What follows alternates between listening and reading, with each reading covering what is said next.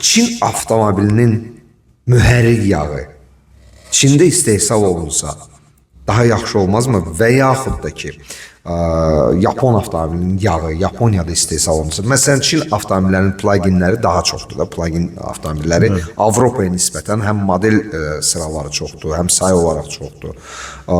Daha yaxşı hesab olmazmı onlarınki? Və yaxud da ki, onlar özləri Avropadan alırlar həmin yağı.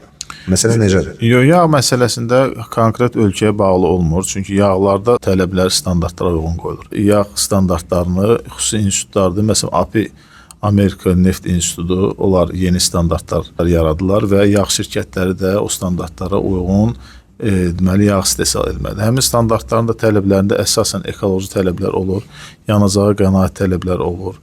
Ondan sonra start-stop rejimində işləmək üçün soyuq mühərrikin çalışmasında həmin tələblərə uyğun artıq yağ istehsalçıları yağ istehsal edir. Bu fərqi yoxdur. Çində istehsal olundu, Azərbaycanda istehsal olundu və yaxud da Yaponiyada. Yəni burada ölkədən çox standartlara cavab verən yağdan söhbət gedir. Yəni burada əlin duzu heç bir rol oynamır.